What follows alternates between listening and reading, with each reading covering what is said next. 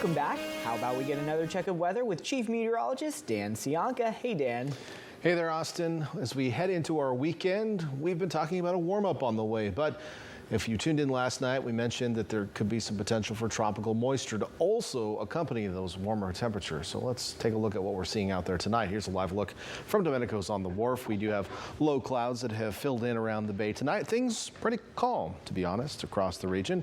Not so calm across the eastern Pacific as this monster of a hurricane continues to plow out over the open waters of the eastern Pacific. Now it is losing some strength today. It looks a little bit less symmetrical compared to last night. The eye has been kind of in and out, not really showing as strongly as it did yesterday. And of course, last night at this time, it was a Category 5 hurricane. This is Hovan, by the way, and Hovan is now down to Category 3, down to 125 miles per hour. Still a formidable storm, and luckily it is going to stay out over the open waters of the eastern Pacific as it moves off to the west-northwest at 17 miles per hour. Now, will we see any impact from this? Well, the answer is yes, actually. It looks like because it was such a strong storm yesterday especially, and even to some extent today, storms like this create a lot of wave action, a lot of swells. They are on their way toward us, and we're likely to see some of them arriving Friday night and into Saturday. So south-facing beaches. So if you're looking south, Santa Cruz, for example, we'll see some bigger waves over the next couple of days than you're probably used to this time of year.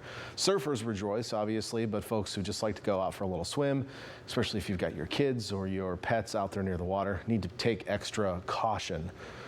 Extra precautions, I suppose. Be extra cautious along the coast with these waves coming in. On top of that, some moisture may be coming trained around this area of high pressure. The clockwise flow around it, sucking in some moisture as we head into tomorrow. We'll notice it stretching through the region. We see a couple little green blips here on Saturday as it circulates around the ridge.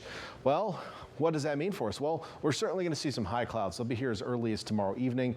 And then as we head into Saturday and Sunday, we'll probably continue to see those high clouds. But during that period on Saturday, there's enough depth in the moisture plume and enough instability that we should get a few showers going. And they may be directed right over the Kiowa coverage area. Right now, it looks like southern Monterey County, but it doesn't mean it couldn't get farther to the north. On top of that, there is, to some extent, a lightning threat.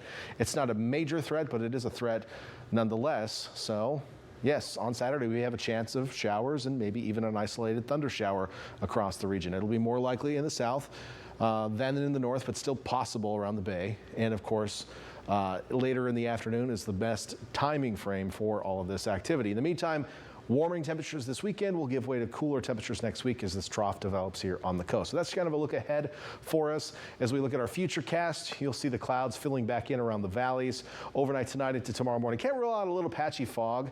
Shouldn't be widespread, however. Tomorrow afternoon, mostly sunny, just a few low clouds out on the coast at times, and then some high clouds begin to filter in from the south as we head into tomorrow evening. We'll start to see that here shortly on the map. With that, one model is showing a couple of isolated showers by late tomorrow night into Saturday morning. I think they're more likely Saturday afternoon.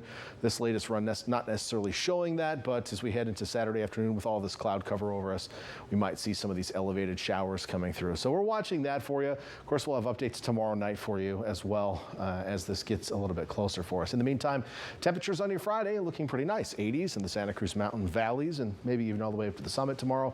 70s in downtown Santa Cruz and Capitola, a little bit cooler out to the north coast there in Davenport at 67. On the east shore of the bay, expecting highs to stay in the 60s on the south side, 70s on the north side, mid-70s to Salinas, 80s in Hollister, a little warmer up in the Santa Clara Valley. Monterey Peninsula, expecting highs in the mid to upper 60s, closing in on 70 degrees there in Monterey. It'll be warmer on the east side of town than on the west.